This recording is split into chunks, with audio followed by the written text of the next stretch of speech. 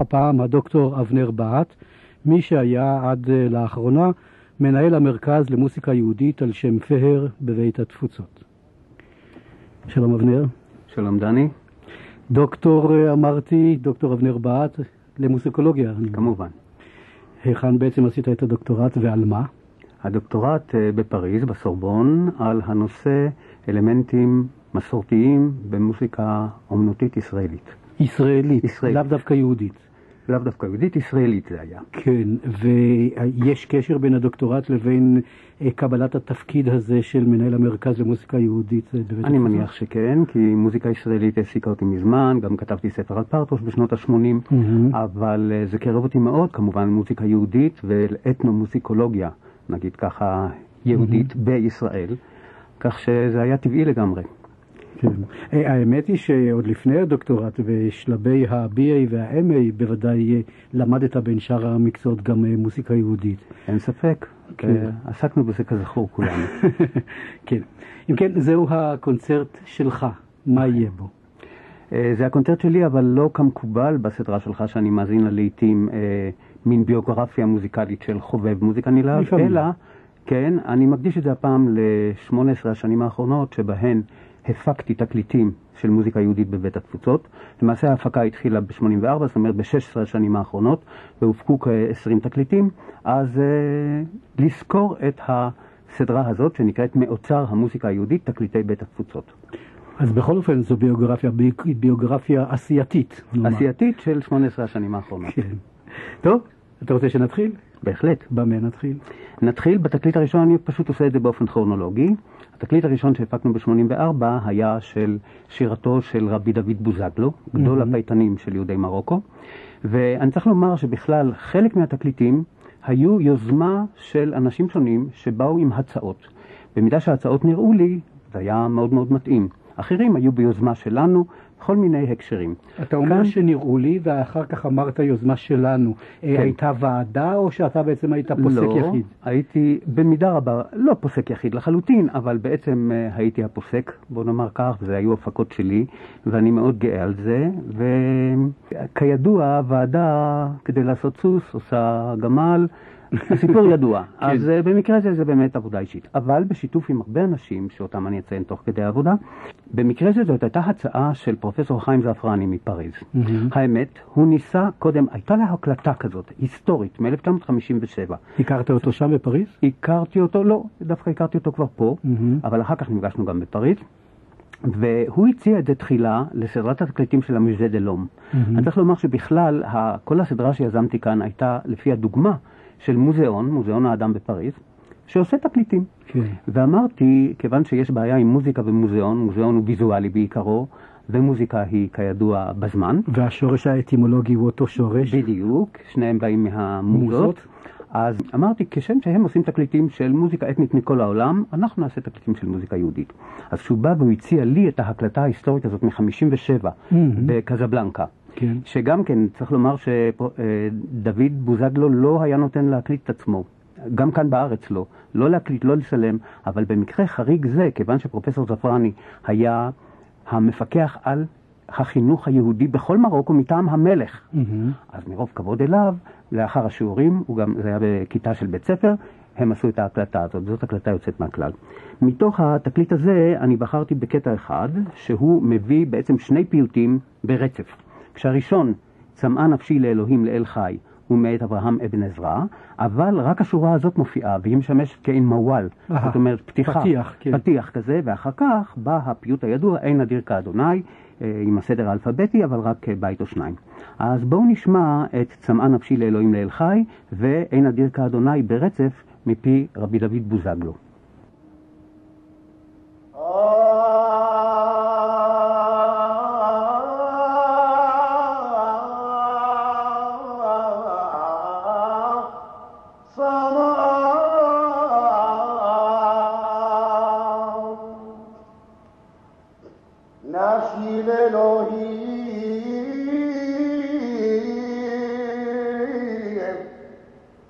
أنا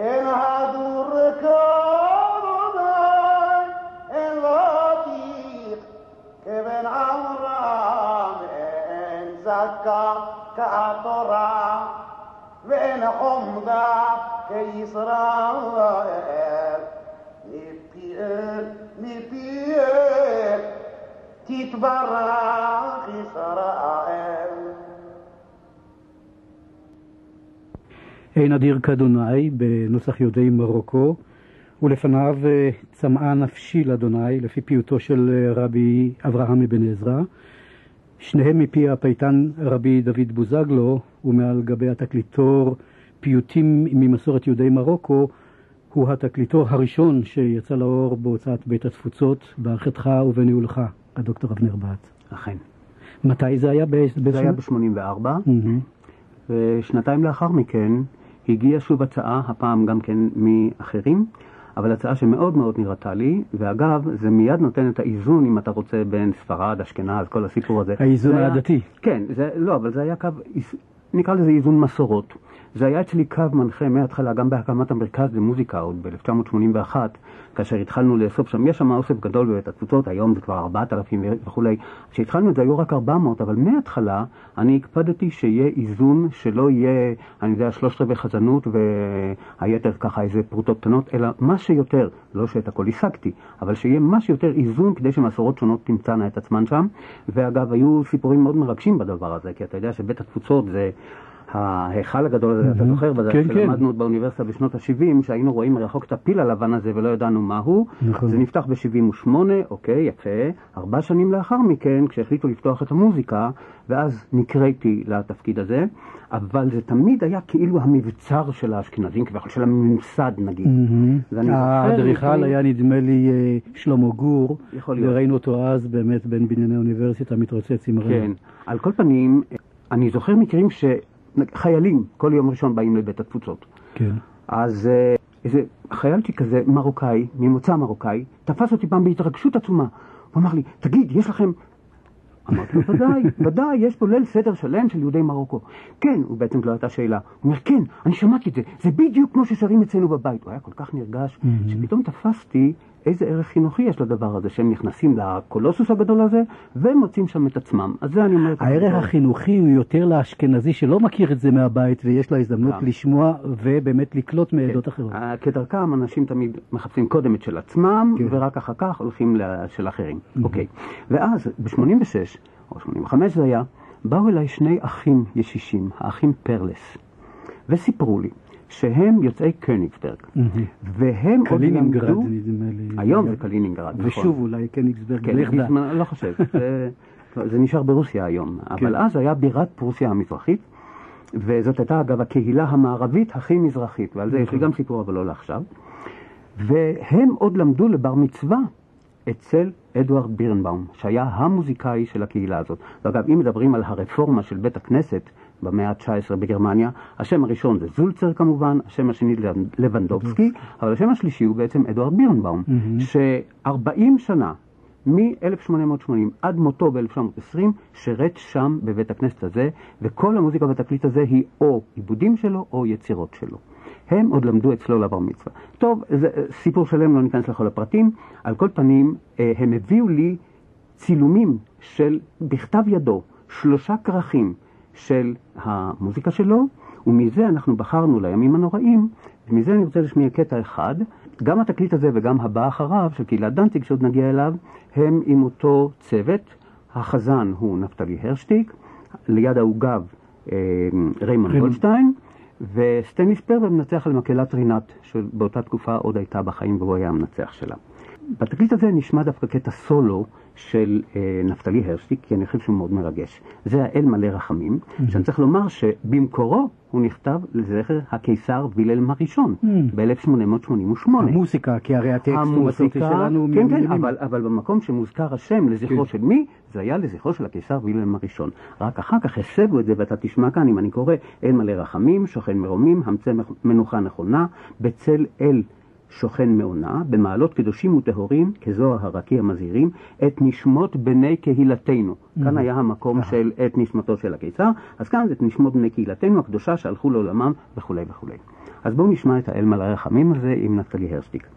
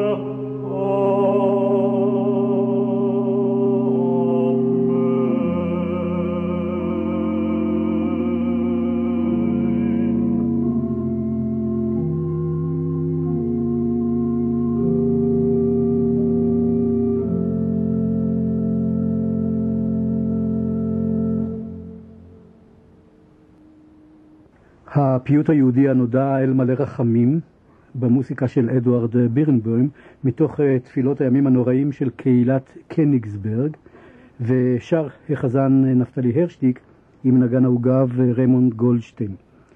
ואתה הזכרת, אבנר בת, בהקשר הזה של קהילת קניגסברג, אני יודע אם להשוואה או לא, אבל הזכרת גם את התקליטור של קהילת דנציג. כן, זה התקליטור הבא, גם הוא ביוזמת יוצאי הקהילה.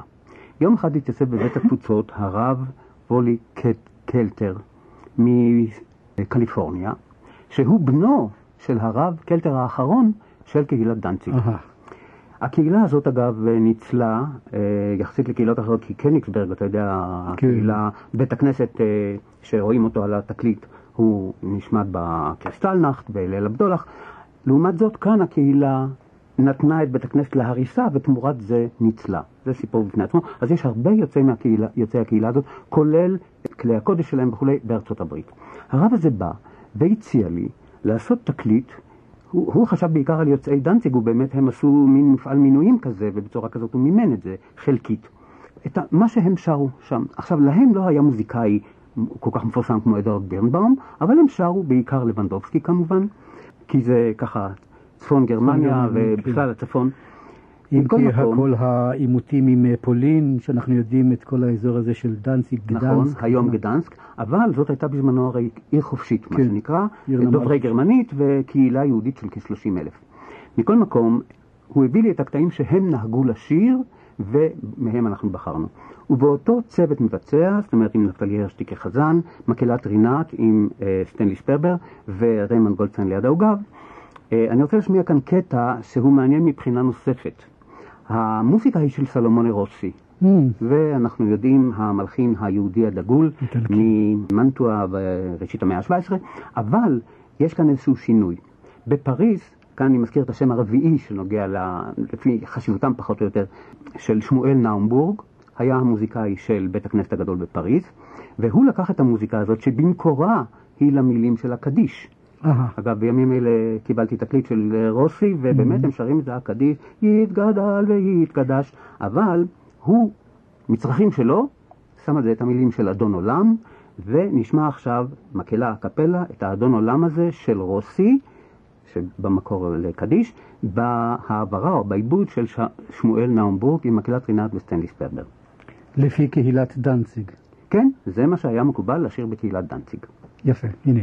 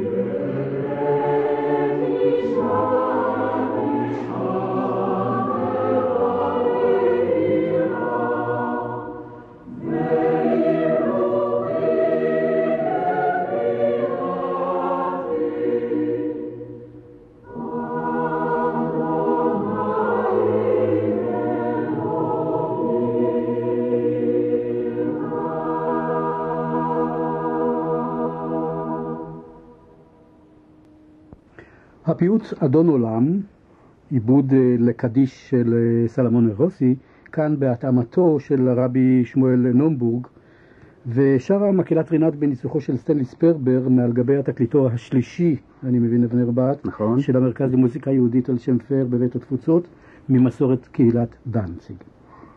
הקטע הבא, שוב מחזיר אותנו למזרח אם אתה רוצה, זה מתוך תקליטו שנקרא אהבת הדסה, והוא כולו שירים מהדיוואן של יהודי תימן, בביצוע קבוצת בני תימן מקריית אונו, קבוצה שהרוח החיה בה הוא מנחם ארוסי והוא גם הסולן בכמה וכמה קטעים.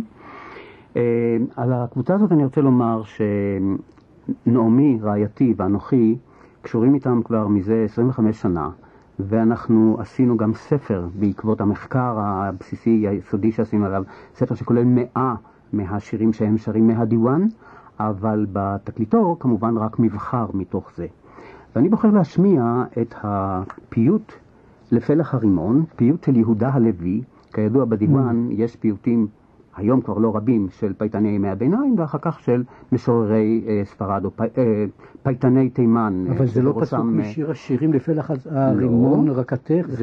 זה נכון שזה כמעט תמיד פרפרזה על שיר השירים, כי כפי שאנחנו יודעים, הפייטנים האלה, כל התנ"ך היה להם בראש, ולכן אם אני קורא את הבית הראשון, אז כמובן שיש המון אזכורים, אבל זה מקורי, יותר על כן, זה מבחינה צורנית ומשקלית, זה אין לנו זמן לניתוח ספרותי, אבל זה שיר אזור למופת.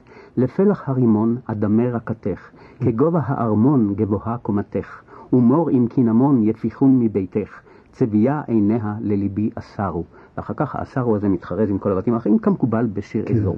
מכל מקום נכון שנזכיר את שיר השירים. מה שאני צריך לומר, הלחן הזה משמש, וזה עיקרון אצל יהודי תימן, הלחן הזה משמש גם טקסטים אחרים.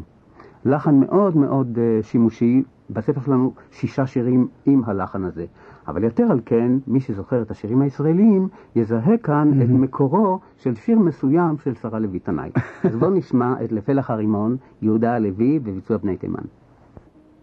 לפלח הרימון, אדמה רקתך, כגובה הארמון, גבוה קומתך, ומור עם קינמון, יפיחון מביתך, צבייה עיניה לליבי אסרו.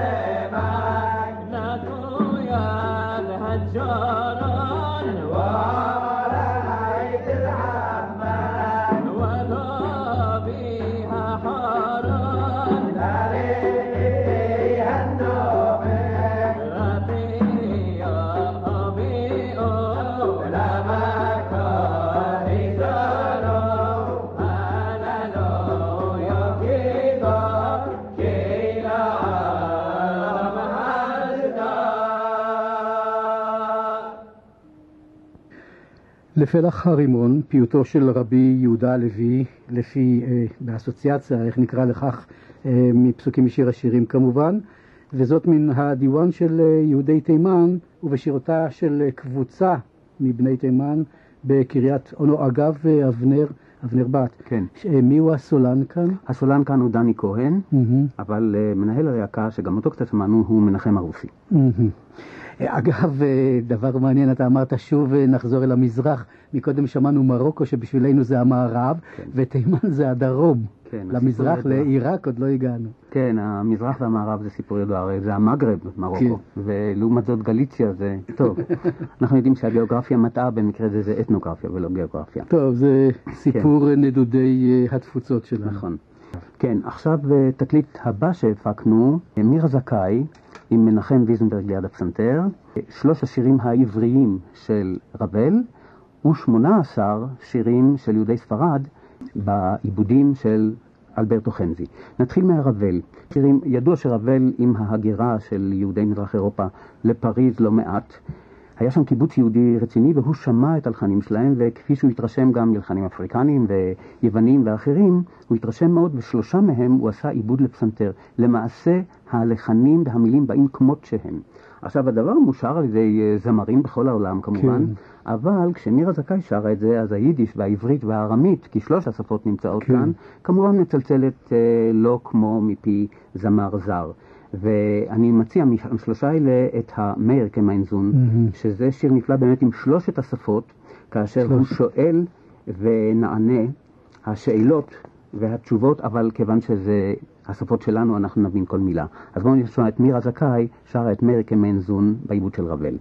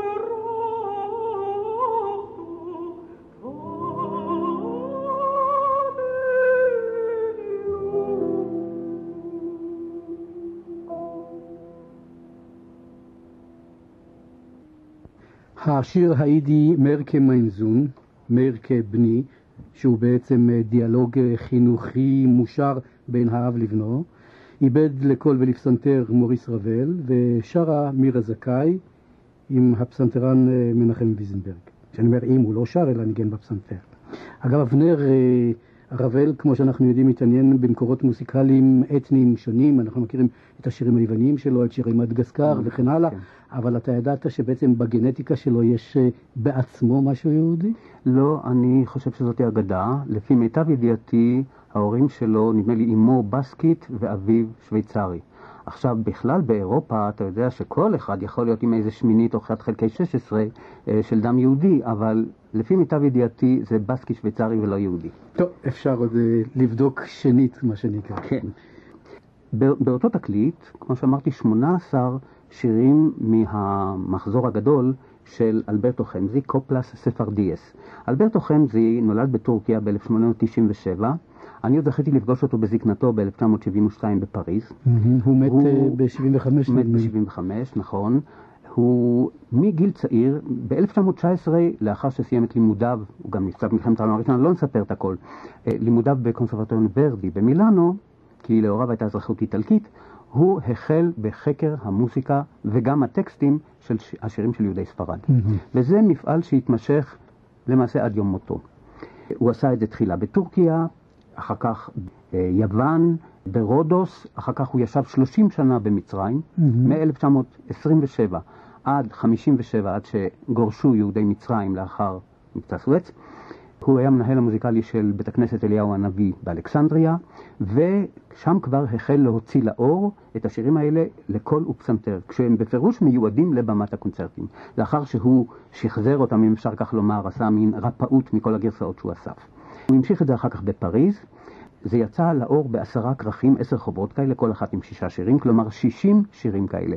3 מהמחזורים האלה, כלומר 18 שירים, מופיעים כאן בתקליט, ואני רוצה לשמיע דוגמה אחת קצרה. כאן צריך לומר שהשירים של הרומנסות, מה שנקרא, או בכלל השירים בספניולית של יהודי ספרד, לפי ניסיוני, אתה מוצא בהם נושאים 3 סוגים. חלקם נושאים ספרדיים מובהקים, שאין בהם שמץ של יהדות.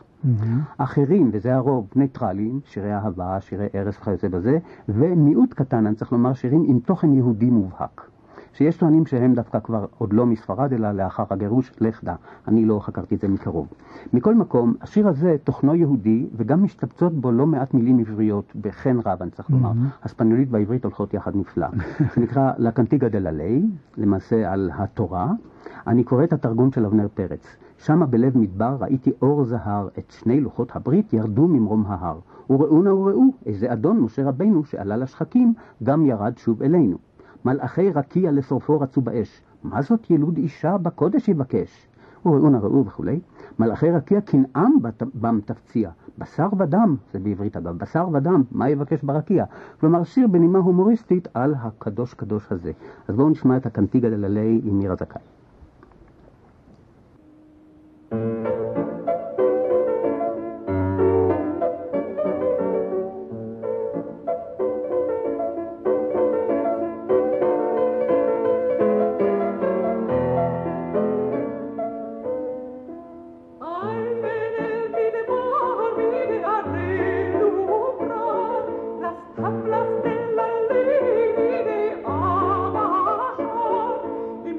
Mira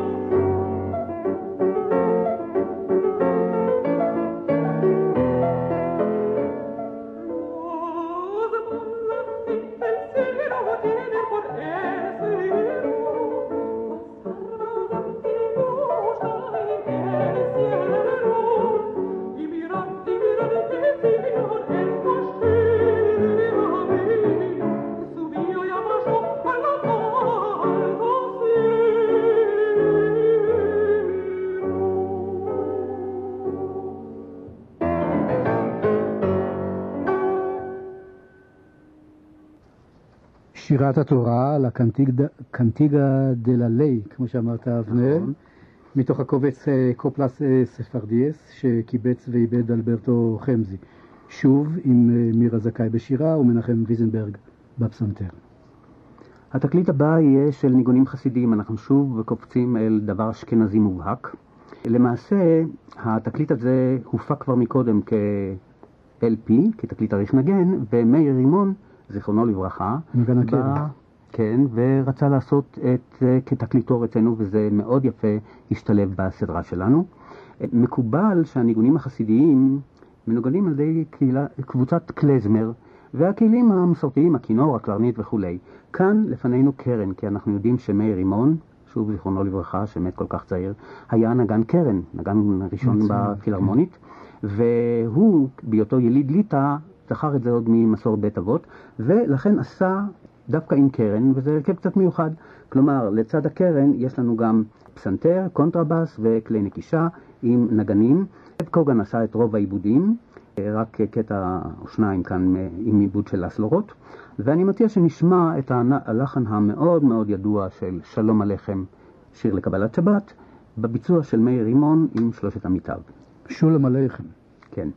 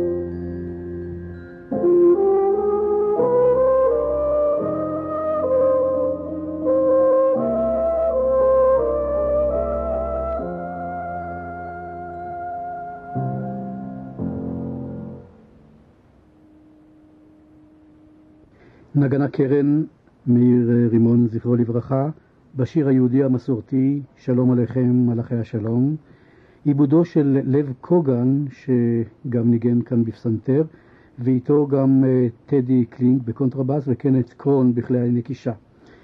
זאת מעל גבי תקליטו הניגונים החסידיים, גם הוא בהוצאת המרכז למוזיקה יהודית על שם פאר בבית התפוצות, בניהולו ובעריכתו של אורח תוכניתנו הקונצרט שלי הפעם, הדוקטור אבנר בת. התקליט הבא שוב מחזיר אותנו אל ספרד, הפעם בגישה קצת אחרת. אם אלברטו חמזי בפירוש איבד את השירים לקול ופסנתר לבמת הקונצרטים, כאן הזמרת אסתי קינן עופרי, כידוע, היא באמת על הגבול בין שירה אתנית מקורית לבין שירה אומנותית. זה אומנותי לכל דבר אם אתה רוצה, אבל הגישה שלה היא לא גישה קונצרטנטית מובהקת. אני מאוד מעריך את הגישה הזאת, חוץ מהקול המיוחד שלה, זאת גם גישה... בנוסף על הקול המיוחד שלה. בנוסף, כן. זאת גישה מאוד מיוחדת. לכן, זה היה בשנת 1992, לכבוד שנת ה-500 לגירוש יהודי ספרד, או לציון האירוע העצוב הזה, שהמורשת שלו הביאה לנו כל כך הרבה שירים נפלאים. וכאן יש לנו קובץ של 20 שירים, אחד מהם בלבד פיוט עברי, אחות קטנה, הפיוט הידוע לראש השנה, כל היתר הן בספניולית, שירים, כמו שאמרתי קודם, מכל הסוגים. אני בחרתי בשיר שנושא את גם שם התקליט, ופותח אותו, שהוא שיר יהודי, שיר חתונה. אני צריך לציין שחלק מהשירים מושרים ללא כל ליווי, ללא כל עיבוד, אבל רוב השירים סרו לעיבודם, אם אתה רוצה, או גרסתם של שני מלחינים ישראלים צעירים שמגלים עניין רב בחומר הזה, עודד זהבי, שאין לו שום קשר אתני אל יהודי ספרד, ובטי אוליברו, שהיא כידוע בת ליוצאי סלוניקי. מכל מקום, השיר הזה, הפותח, הוא בעיבוד של, עם 9 כלים, בעיבוד של בטי אוליברו, חואגו דה סימפרה. חוגת הזמן. כן, אנחנו עשינו קצת על משחק מילים חוגת הזמן. למעשה, פירוש המילים הוא המשחק התמידי. וזה גם בא לידי ביטוי במילים, אני אקרא רק את הבית הראשון, טובל לו החתן בנרד ובמי ורד, וככה מתייפייף לו, 1, 2 ו3, 4, 5, 6, 7, סובב וחג לנצח. סובב וחג לנצח זה החואגו דה סימפרה תמיד זה. והבית האחרון, טוב, זה כל השלבים, שיחקה הכלה עם החתן ביחד, ובמשחק הראשון את הנדוניה נתנה לו, כבר הגענו לנדוניה, 1, 2, 3 וכולי, סובב וחג לנצח. אז בואו נשמע חואגו דה סימפרה מפי אסתי קינן עופרי. כן, רק נציין שגם כאן את הנוסח העברי תרגם אבנר פרץ. אבנר פרץ, נכון. למרות שאנחנו שומעים את זה כאמור בשפה המקורית. כן.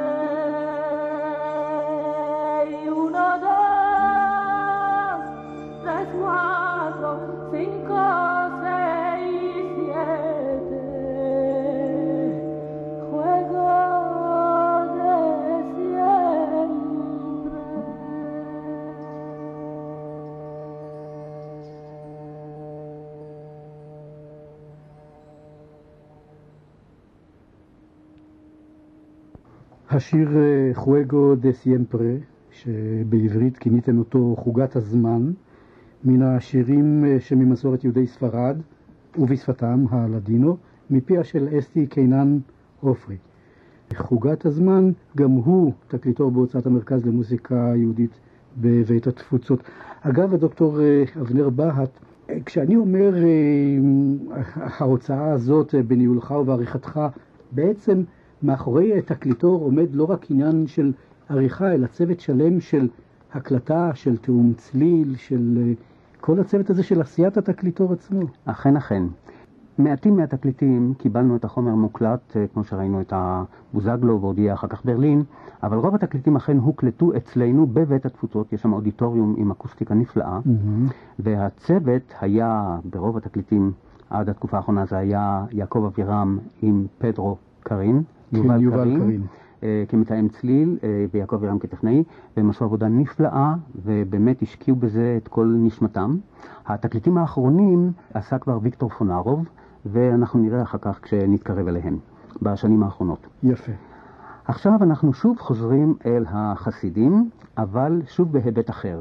יויכין סטוצ'בסקי היה כידוע מלחין ישראלי, אבל גם חוקר גדול של השירה החסידית, והוא עצמו בן למשפחת קלזמרים, שהתחיל בילדותו לנגן בכינור, אחר כך עבר לצ'לו והיה צ'לן ידוע, אבל בקטע הזה משולב מפעלו המחקרי ומפעלו הקומפוזיטורי.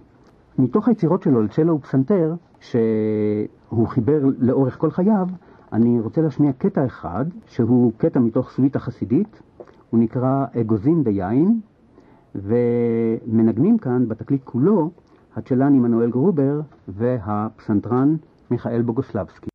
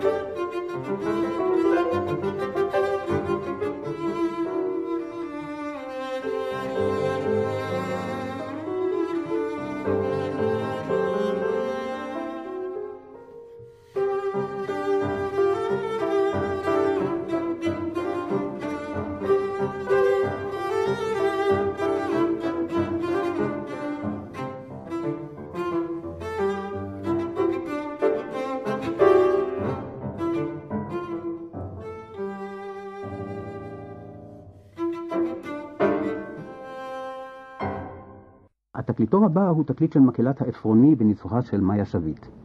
מאיה שביט עושה עבודה חינוכית פנטסטית כבר מזה 20 שנה. היום היא אמרה לי שהמקהלה חוגגת בימים אלה או בחודשים הקרובים 20 שנה לקיומה. היא מחלוצות המפעל הנהדר של מקהלות ילדים בארץ, וגם יזמה הזמנת יצירות אצל מלחינים ישראלים למקהלות ילדים. בנוסף לזה, לעבודה המוזיקלית היא גם עושה עבודה חינוכית מצוינת. לכן אני רוצה להשמיע כאן דוגמה של השיר הידוע קריה יפהפייה, שהמקהלה עצמה בהנחייתה של מאיה עשתה את העיבוד שלו לשלושה קולות. העיבוד לשלושה קולות הוא של המקהלה בעבודה משותפת עם המנצחת. אז בואו נשמע את השיר קריה יפהפייה.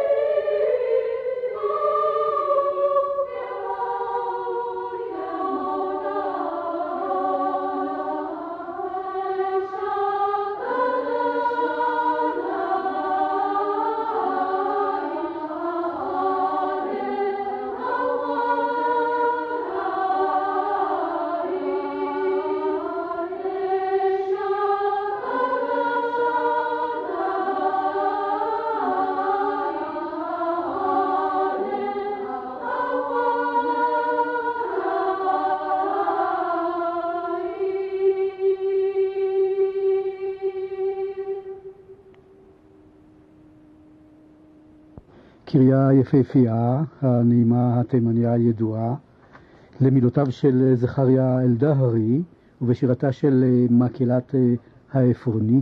אגב, המילים גם כאן בעצם מושפעות מפסוקים מספר תהילים וכן הלאה. כולם חושבים שזה יהודה הלוי. נכון. בגלל הדמיון לשיר שלו, נכון. לשירי ציון שלו. כן. כן. מכל מקום, ציינתי את מקהלת העפרוני. כל התקליטור הוא בעצם בשירתה של המקהלה הזאת, והמנצחת היא כמובן המנצחת של המקהלה הזאת, מאיה שביט.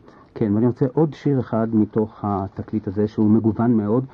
כל חלקו השני, אגב, כולו יצירות של יחזקאל בראון, אבל אני רוצה להשמיע כאן אחד מתוך כמה שירים של יהודי דגסטן. לפני 11 שנה עלה ארצה מוזיקאי מצוין משם, שהוא גם אתנומוזיקולוג וגם קומפוזיטור, פרץ אליהו, כן. או בשמו משם פיריס איליה גויב. והיום הוא כבר ידוע, אבל בזמנו אני קישרתי אותו אל מאיה, והיא בשמחה הזמינה אצלו עיבודים לשירים של יהודי דגסטן. שירי נשים בדרך כלל, ואז זה מתאים למקהלת נשים, ועושה כמה עיבודים נפלאים. אני רוצה להשמיע שיר אחד מתוך 5 האלה, שיר פרידה של הכלה מהוריה. חתונה מקובלת כאירוע שמח, אבל אנחנו יודעים שבעצם לכלה, שדרך כלל יכולה להיות בת 12-13 במקומות מסוימים, זה אירוע מאוד עצוב שהיא נפרדת מהוריה והולכת לבית זר. אתה מכיר שיר סלובקי שאיבד בלה ברטוק למקהלה, גם הוא שיר פרידה עצוב מאוד. ודאי, השירים האלה עצובים, ויש איזה סוג שלם שמעניין פעם לעשות עליו תוכנית בפני עצמה. מכל מקום, אני קורא תרגום של התוכן. חלום לא בא אל כולם בלילה הזה, נערה בוכה בכי תמרורים. סרגה כיפה לאביה, אך לא סיימה את מלאכתה. החלה לרקום ממחתה לאחיה, אך לא השלימה רקמתה. לא קשה היה לרקום, אך הופיעו בחצר השדכנים. אמי באחותי, עכשיו השלימו אתן את הרקמה. אוי אמא אוי, מחר אעזוב את ביתי ואלך עם חתני. שיר פרידה של הכלה מהוריה של יהודי דגסטן, עיבוד של פרץ אליהו, מקהלת העפרוני.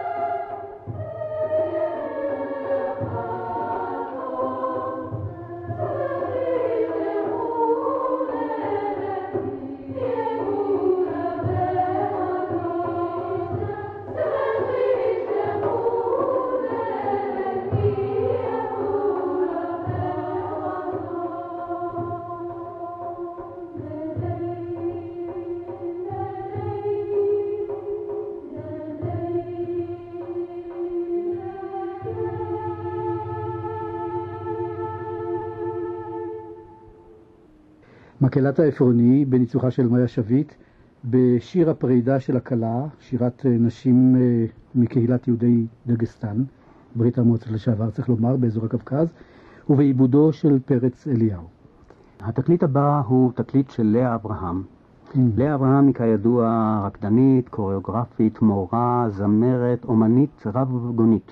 של להקת ענבל. גם הייתה בלהקת ענבל בזמנו, ועשתה קוריאוגרפית בהבימה וכו'. התקליט הזה יש בו אמנם במעורב, אבל 2 סוגים.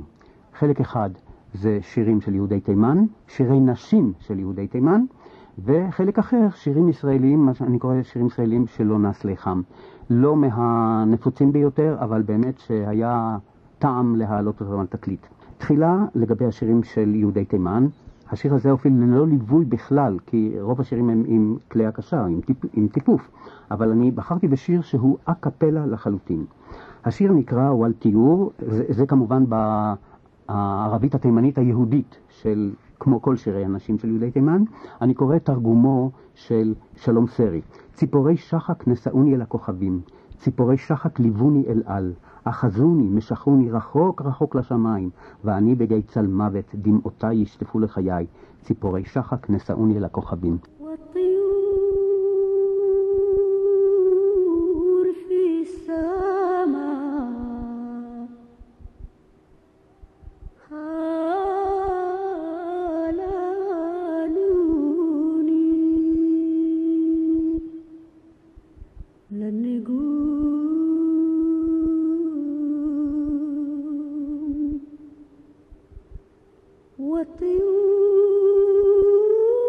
والطيور في السماء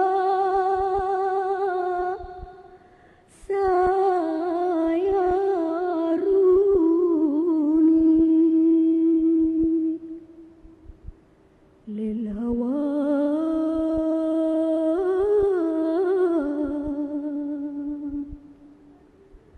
أخذوني معهم بعيد بعيد للسماء وأنا في أرض الظلوم دمعي روش الخدود أخذوني معهم بعيد بعيد للسماء وأنا في أرض الظلوم دمعي روش الخدود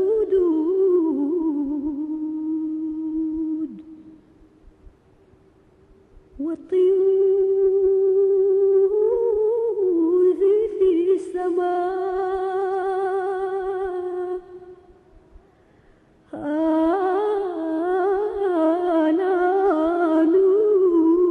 آلانوني لن نقول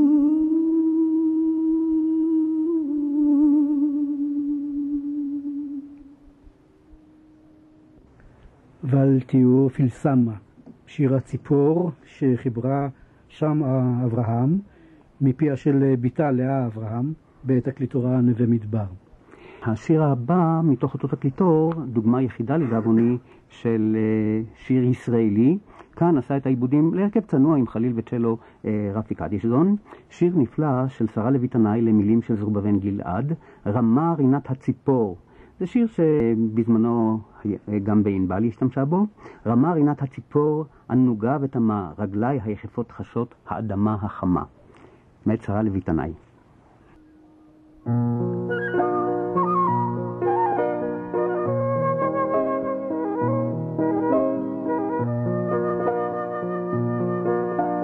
רמה רינת הציפור ענוגה ותמה ענוגה ותמה רגלי היחפות חשות האדמה חמה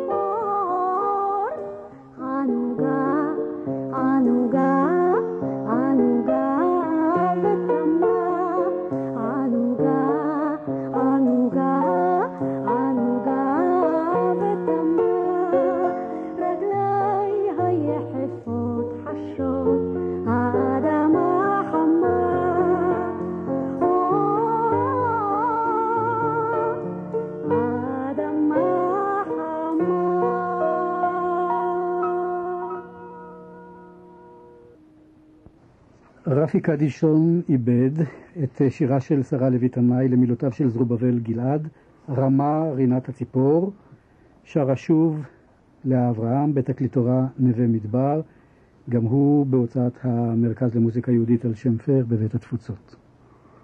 רציתי עוד להשמיע מהתקליט הזה גם את השיר הנפלא של ראובן ירון, סמוני נותרה, ראובן ירון זיכרונו לברכה גם הוא, אבל מקוצר זמן נעבור הלאה, והתקליט הבא הוא של השלישייה הישראלית. מקובצות כאן 6 שלישיות פסנתר של מלחינים יהודיים וישראלים. היהודיים הם קופלנד ובלוך, והישראלים הם בראון, פרטוש, ארליך ואלוטין. ירדנה אלוטין, שמהשלישייה שלה אני רוצה להשמיע קטע בלבד, את הפרק הראשון. היצירה נכתבה, שלישיית פסנתר נכתבה ב-1979 והוקדשה לשלישיית וידום. כאן מבצעת אותה השלישייה הישראלית שהם אלכסנדר וולקוב בפסנתר, מנחם ברויר בכינור ומרסל ברגמן בצ'לו. אז בואו נשמע את המבוא, הקטע הראשון של השלישייה של ירדנה אלוטין.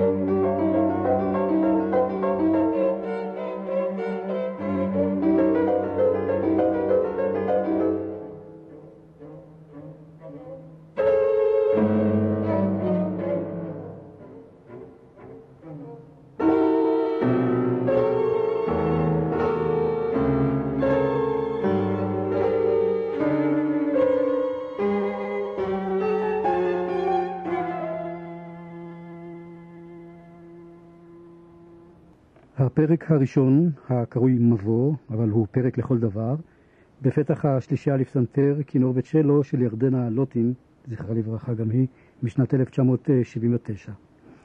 ניגנו חברי השלישייה הישראלית, אלק וולקוב בפסנתר, מנחם ברויר בכינור ומרסל ברגמן בצ'לו, ודומני אבנר בת, שזהו התקליטור הראשון ללא שירה מכל התקליטורים שהוצאתם. זוהי מוזיקה אינסטרומנטלית? אכן, כידוע, המוזיקה היהודית היא קודם כל לשירות המילה, ולכן היא כמעט כולה קולית, וזה לא פלא שאתה צודק שציינת את העובדה הזאת. התקליט הבא הוא אחד מהחשובים והמשמעותיים ביותר שהפקנו. הוא הופק בשיתוף עם מרכז המוזיקה ירושלים, וגם ההקלטות נעשו הפעם לא בבית התפוצות אלא שם באולפנים. התקליט הזה נקרא צלילי זיכרון, וכולו יצירות של נורברט גלנצברג. זה מלחין שהוא היום בן 90, הוא יושב בנויי ליד פריז, אבל הביוגרפיה שלו היא מעניינת מאוד. הוא נולד בפולין, בריכוז היהודי הגדול, למד בגרמניה, בווירצבורג הוא אפילו זכה לנגן בארבע ידיים עם ברטוק, בשנות ה-30, אבל עם עלות הנאצים לשלטון כמובן עבר לצרפת. איך שהוא עבר את המלחמה, המלחין ז'ורז' אוריק הסתיר אותו, והוא בצרפת ידוע בעיקר במוזיקה הקלה. הוא כתב לא מעט שנסונים, למשל פדם פדם של אדית פיאף, מי יודע שזה הוא, ועוד ועוד, כמו לצידו המהגר האחר, קוסמה, מבודפסט, כן, ז'וזף קוסמה. אם כן, היהודים האלה הם בעצם עשו את השנסון הצרפתי הקלאסי, אבל כאן יצירות מסוג אחר לגמרי, בסגנון הליד. וזה מוזר שבימינו אפשר לכתוב שיר לקול ופסנתר שיהיה בעצם ליד. מייחד את המחזור הזה הוא שהשירים כולם הם לטקסטים בגרמנית של אנשים בשואה, חלקם יהודים, חלקם לא יהודים, שברובם הגדול נרצחו זמן קצר לאחר כתיבת השיר, כך שיש שם לא מעט שירי פרידה כאלה. זה תקליט מאוד קשה, מאוד עצוב. אני רוצה להשמיע שיר אחד שהוא לפי דעתי החזק ביותר מהמחזור, An die Völker der Erde, כלומר אל עמי תבל, אל עמי האדמה בעצם, אם אתה רוצה. והוא דווקא, המשורר הזה, ברגנגרון, דווקא שרד את המלחמה, והוא אחר כך עוד פעל בשוויץ, גרמניה, ומתוך ספר השירים שלו, בעל השם המשמעותי, דיאס אירה, ואם אני רק קורא קצת ההתחלה, תריסר פעמים צף הקרח הרופס על פני הנערות, תריסר פעמים, זה תמיד חוזר 12 ממש בזעקה, 4,000 ימים, אני קורא בקפיצות, ו4,000 לילות לאין קץ, שעה לשעה שואלת, ההביא מי את האות? עמים. ספרו אתם את מניין העוולות שנעשו בתריסר השנים הללו. וכל אחד יודע לאיזה תריסר שנים הכוונה. אז בואו נשמע את השיר החזק הזה, אל עמי העולם, שמסתיים אגב בזעקה, פרידום, שלום. ומי משמיע? מירה זכאי עם מנחם ויזנברג.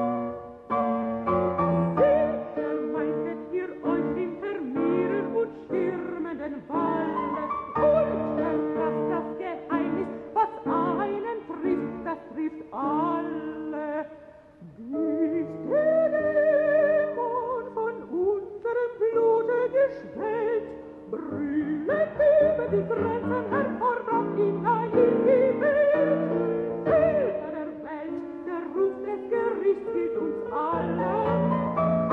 Verklagt das gemeinsam verraten, gemeinsam entfalten.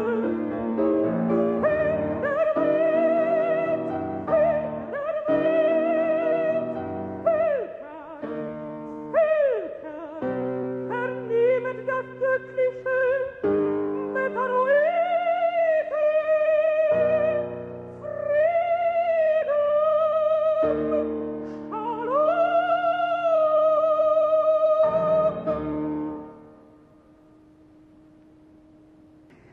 אל עמי העולם, מאת נורברט גלנצברג, למילותיו של ורנר ברגן גרין.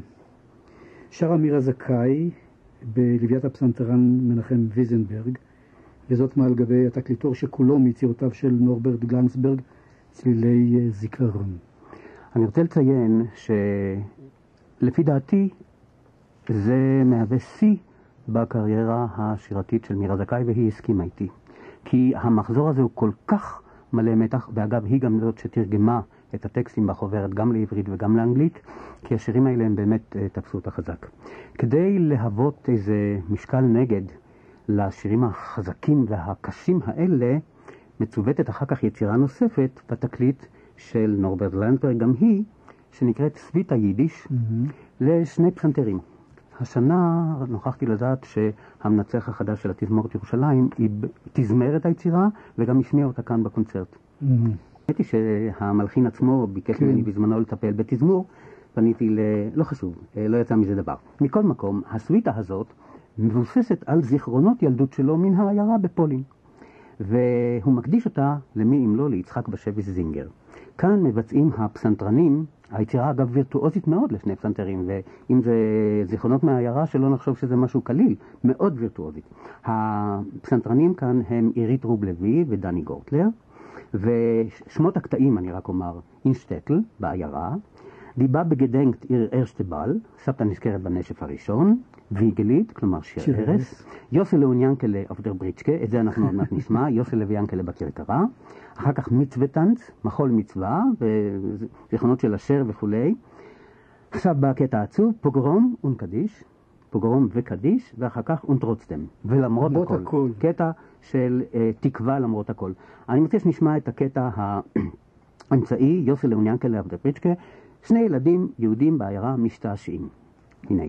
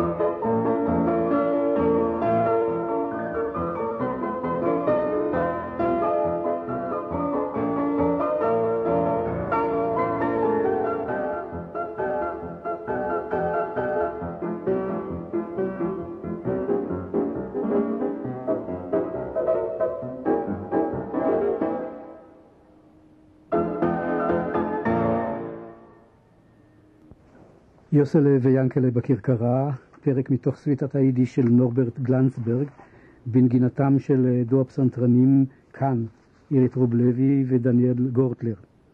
גם זאת בתקליטור של נורברט גלנסברג, צלילי זיכרון, בהוצאת המרכז למוסיקה יהודית בבית התפוצות. אבנר בת. התקליט הבא הוא מקהלת האיחוד בניסוחו של אבנר איתי, תקליט שכולו יצירות למקהלה של יחזקאל בראון. על יחזקאל בראון כמלחין למקהלה, אני חושב שאין להרחיב את הדיבור, כי בעצם הוא מספר אחד אצלנו, אפילו מבחינת הכמות, ודאי וודאי מבחינת האיכות, איך הוא יודע לכתוב למקהלה וכמה מקהלות אוהבות לשיר וכמה קהלים אוהבים לשמוע את שיריו למקהלה. התקליט כולל קודם כל 15 שירי פסח לפי מסורות שונות שיחזקאל בראון כתב ב-1982, והוא לקח פשוט לחנים מסורתיים בנוסח סלוניקי, מוסול, סוריה, חסידי, טוניס, ספרדי ירושלמי, בוקרשט וכו', של 15 שירים נבחרים מתוך ההגדה של הפסח. זה למעשה עיקרו של התקליט, אבל אחר כך באים עוד 4 שירים במחזור שנקרא ניגונים, 1987, ובו גם כן מסורות שונות, ירושלמי, בבל, אגדיר מרוקו ונחמן מברסלב וכו'. אחר כך באים 3 פרקי הלל, כבר מקוריים לגמרי, פשוט תהילים ק"א, ק"ב, ק"ג, פרקי ההלל המסורתיים. שיר למקהלת גברים, הלוואי והיה לנו זמן, וימלט קין, שזה קלאסיקה. שלישיית הרבה בשעתו. עם שלישייה, נכון, זה התחיל איתם, ויחזקאל הזכיר לי שאני הצעתי לו לאבד זה למקהלת גברים, והתוצאה כאן מדהימה, אבל אין לנו זמן לזה. ולבסוף יצירה שלמה, ערפילי שחר, שבה יחזקאל בראון כתב גם את המילים בסגנון הייקו יפנים, וגם את המוזיקה.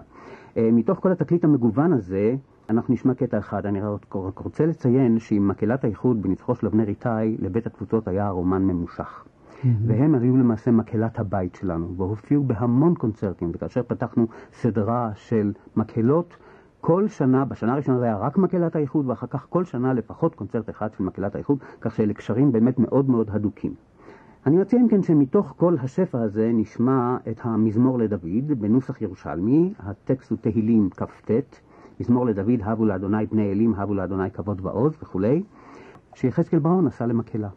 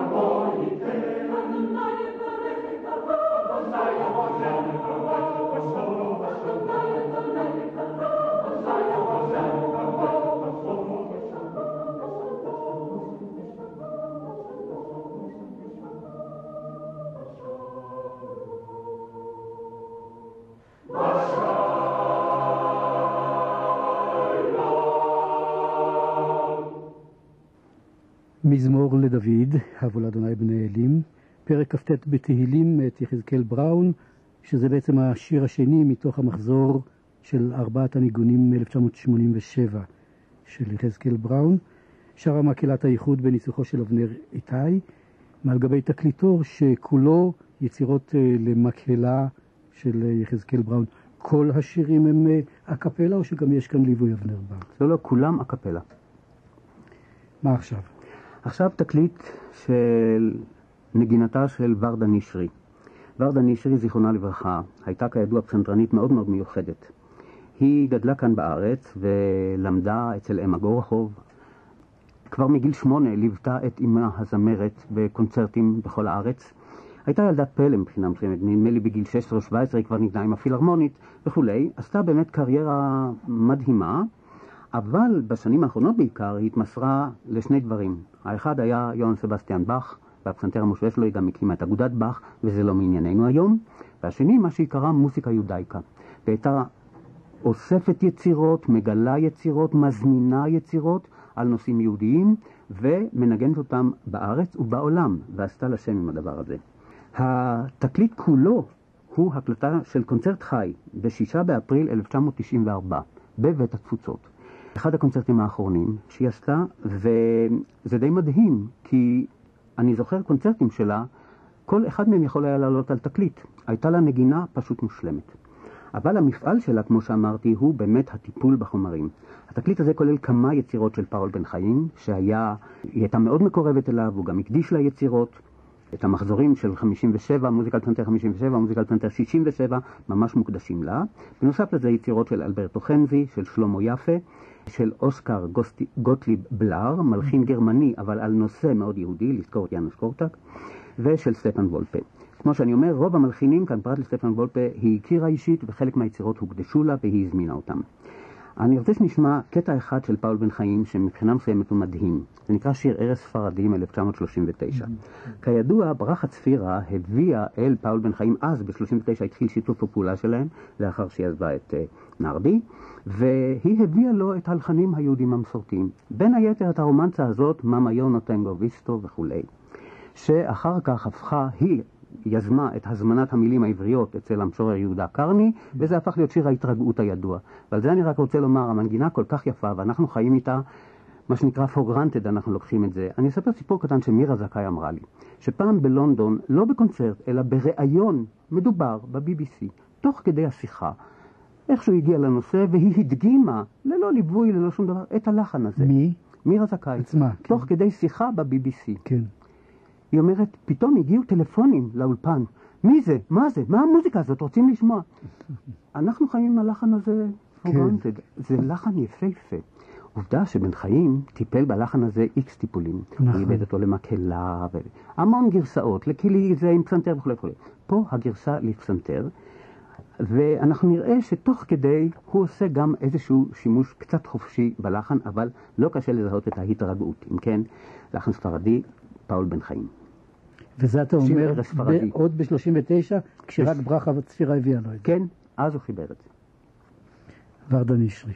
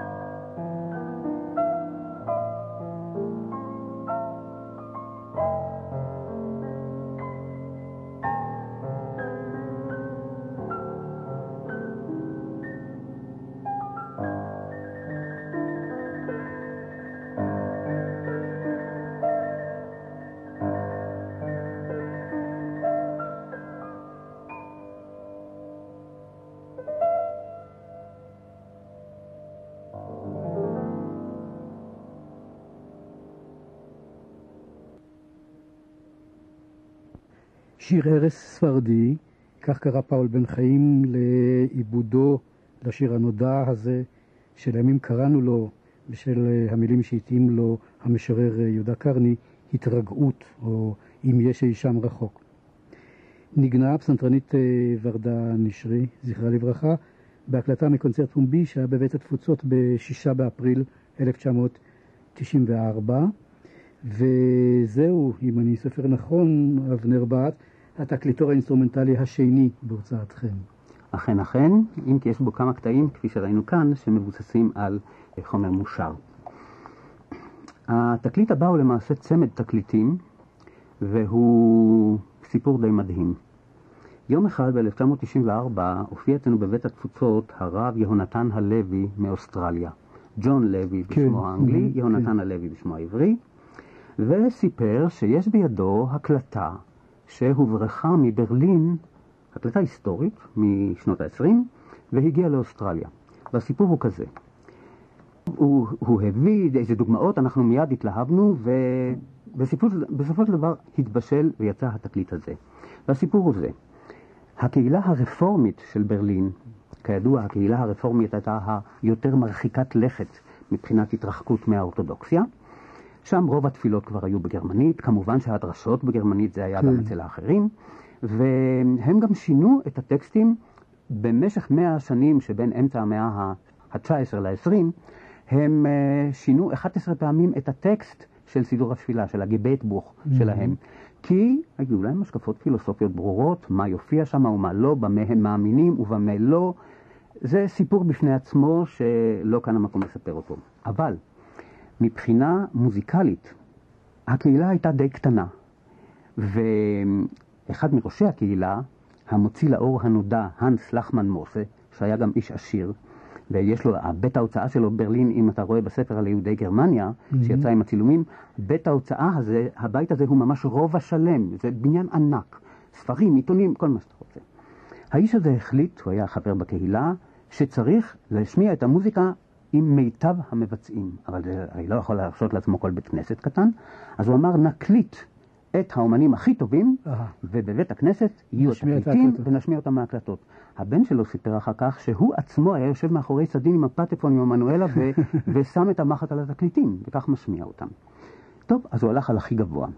הוא הוציא הון תועפות, 10,000 שטרלינג, באותה תקופה זה היה הון תועפות, ועשה את המבצע. עם מקהלה מקצועית לגמרי, באולפן המקצועי ביותר לנדסטרום בברלין, ועם הזמרים הצעירים, אבל המעולים ביותר שהוא מצא. בראשם, להקלטה הראשונה שלו, יוזף שמיט, שהוא החזן, הטנור הידוע, וזה היה ראשית הקריירה שלו, 1928, כידוע 15 שנה לאחר מכן הוא נפטר, 14 שנה, ועוד זמרים, לא נזכיר כאן את כל השמות, שאחת מהן, האלטית, פאולה לינדברג, עוד הייתה, לפני שנתיים הייתה בת 100, חגגו לה באמסטרדם את יום הולדת ה-100, אני מקווה שהיא עדיין בחיים, עד 120. כן, היא הייתה היחידה שנותרה כל עכשיו, המנצח, המנהל המוזיקלי של כל זה, היה דוקטור הרמן שילברגר, גם כן כנראה איזה גאון מוזיקלי שהתחיל בגיל צעיר מאוד, והוא נתמנה על זה. ב-39, ממש ברגע האחרון, שילברגר עם משפחתו עזבו את גרמניה, ולקחו איתם את המאסטרים, חלק מזה פקידי המכס בגבול קלקלו, אבל בכל זאת הגיעו עם רוב החומר לאוסטרליה. בשנות ה-70 מצא את זה אותו יונתן הלוי, הרב, רפורמי, אצל הבן של שילברגר, מצא את ההקלטות וגילה בהם עניין, הבן לא היה אכפת לו מזה, גילה בהם עניין, לקח את זה. בקיצור, אלה הקלטות היסטוריות שאיכותן יחסית לזמן מדהימה, לפני יותר מ-70 שנה, ואנחנו כמובן עשינו מבחר בלבד, אגב בפונוטקה שמעתי את כל יש שם 6 שעות של הקלטות של כל החומר ששימש אותם. עכשיו, החומר המוזיקלי מגוון מאוד. יש שם כמובן זולצר ולוונדובסקי, ואנחנו נשמע רק את שני אלה, אבל בנוסף לזה אתה מוצא שם את בטהובן ומוצרט ושוברט ושומן וברוקנר, אלה כולם נמצאים פה בתקליטים, אבל במה ששמעתי ולא נמצא בתקליטים היה גם ברוקנר, צזר פרנק, ברמס, המון המון מוזיקה קלאסית, כשהטקסט בגרמנית מותאם להשקפות שלהם. כן. אנחנו נשמע 2 קטעים בלבד מקוצר הזמן, האחד של זולצר, קדושה, זה 2 תקליטורים עם חוברת, אגב החוברת היא ב3 שפות, עם מבואות, וגם עם מאמר זיכרונות ילדות של, כי הבן של אותו הנס לחמן מוסה הוא ההיסטוריון הידוע ג'ורג' מוסה, גיאורג מוסה, כן. שנפטר לפני שנה-שנתיים, וגם באוניברסיטה העברית הוא לימד, וגם במדיסון, וויסקונסין. כתב ספרים, היסטוריון מאוד מאוד ידוע. מכל מקום, בנוסף למאמרי הפתיחה, בשלוש שפות, כל הטקסטים של שני התקליטורים, אז זה קופסה כזאת עם חוברת, ואנחנו נשמע משל זולצר את הקטע קדושה, זה בתקליט הראשון מספר 9, הסולן הוא הרמן שי, בריטון ידוע, כן. והמקהלה, עכשיו אנחנו נראה כאן ערבוב של עברית וגרמנית. המקהלה שרה את הקדוש קדוש וכולי בעברית, והסולן שר בגרמנית. הנה, אם כן, הקדושה של זולצר.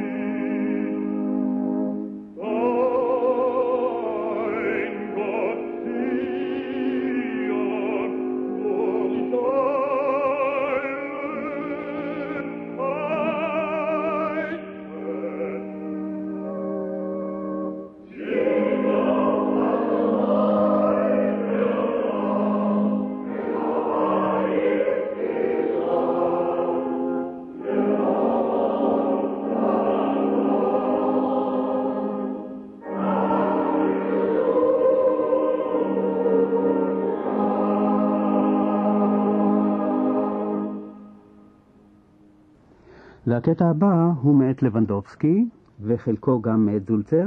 כאן הסולן יהיה יוזף שמיט, הטנור הידוע, וכאן זה הפוך, המקהלה שרה בגרמנית, הסולן עם המקהלה אחר כך בעברית. אם כן, הללו את אדוני ושמע ישראל.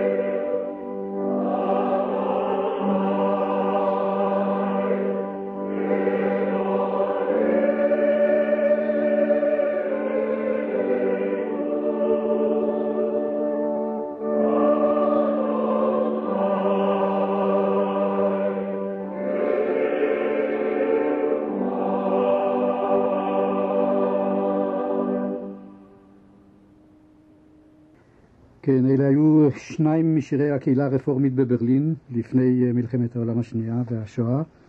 כאן שמענו את יוזף שמיט במזמורים הללו את אדוני ושמע ישראל מאת לואיס לבנדובסקי, ולפני כן את הרמן שי בקדושה מאת זולצר, שניהם עם מקהלה ועוגב כמובן, בתקליטור, בעצם זה תקליטור כפול ומהודר וגם עם חוברת מאוד מרשימה בשלוש שפות, על המורשת של הקהילה הרפורמית מברלין, כפי שבעצם סיפרת אבנר בת כל ההיסטוריה של גלגולי ההקלטות הללו עד לאוסטרליה הרחוקה, ומשם שוב בתנועת פרסה לתל אביב לבית התפוצות.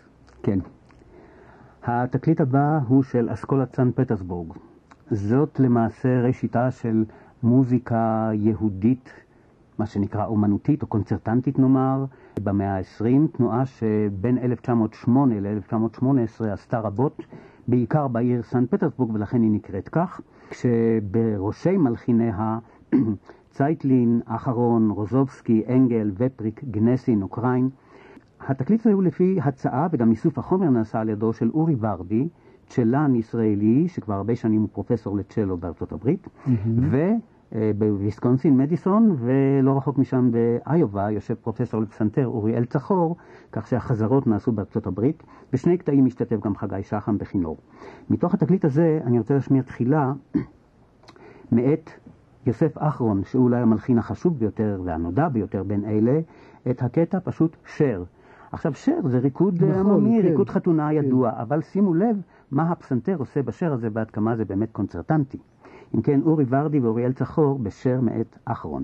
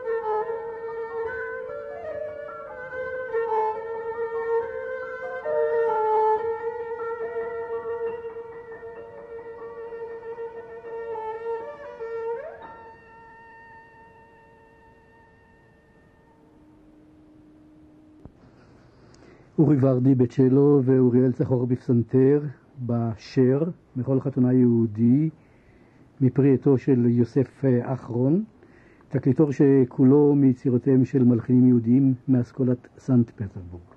והקטע האחרון בתקליטור הזה הוא חריג, הוא כבר לא צ'לו ופסנתר, אלא 4 צ'לי. אני מוכרח לומר שאני מאוד אוהב את זה, לזכור ששופן אמר פעם מה יותר יפה מציל של גיטרה? שתי גיטרות. אז מה נאמר על 4 צ'לי? אם כן, זה של אלכסנדר קריין, הקטע מנוגן על ידי 4 צ'לנים, אורי ורדי ו3 מתלמידיו, מאיה בלומנפלד, עמית פלד ומיקי קץ. אם כן, קטע לירי של קריין ל4 צ'לנים.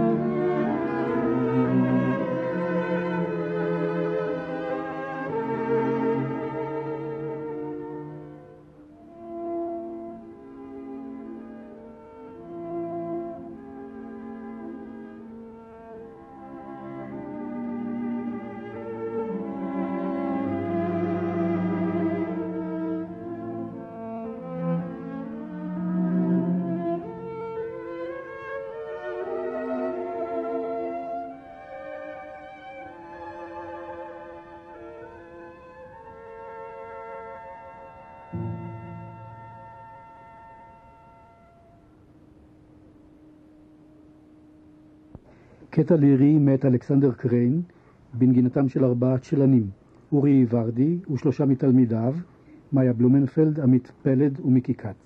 אף זאת מעל גבי תקליטור בהוצאת בית התפוצות, הוא השלישי כבר במספר מניין התקליטים האינסטרומנטליים, ובו מיצירותיהם של המלחינים היהודים מאסכולת סנט פטרבורג. התקליט הבא, האחרון בתוכנית שלנו, הוא אמנם לא האחרון בסדרה, כי יצא בימים אלה תקליט בשם כעופרת הרקיע, ובו יצירות מטרזין ועל טרזין, מאת מלחינים ישראליים, בן ציון אורגד, סרוסי וחיים פרמונט, ומלחינים משם, גדעון קליין, ארווין שולוף. מכל מקום, התקליט הזה, האחרון, אני בטוח שיקבל כיסוי בכל ישראל בתוכניות אחרות, ואני רוצה להקדיש את הסיום לתקליט שלפני האחרון של מקהלת האיחוד. תקליט שהופק למלות 35 שנים לניצוחו של אבנר איתי על המקהלה הזאת. נדמה לי שזה שיא עולמי, מנצח אחד שמחזיק עם מקהלה אחת, מ-62 עד 97, וזה היה מעין סיכום, ובו 20 שירים מסלומון רוסי ועד נורית הירש. אני רוצה לשמיע לך דודי, כאן יש 2 גרסאות, זו של זעירה הידועה מאוד שלא יהיה לנו זמן לשמוע אותה, אבל גרסה של יהודי גרוזיה שאיבד ראובן קז'ילוטי למקהלה. בואו נשמע את הלך דודי המיוחד הזה. אולי מיד נשמע גם את השיר הבא שבו אתה רוצה לחתום. השיר שבו אני רוצה לחתום יהיה כמובן שיר שבדרך כלל המקהלה מסיימת איתו, זמר שכזה של נורית הירש ויעקב רוטבליט, בעיבוד וליד הפסנתר של שאול גלעד. אז בבקשה. לפני הבבקשה אני מאוד רוצה להודות לך, דוקטור אבנר בהט, על הקונצרט שלך, שכולו בלי להצטנע, אבל אתה בהחלט יכול להתפאר, מבחר גדול מאוד של תקליטורים בהוצאת המרכז למוזיקה יהודית על שם פאר בבית התפוצות, שניהלת אותו במשך כמה שנים? 18. כל החי. תודה רבה אבנר בהט על הקונצרט שלך. תודה לך.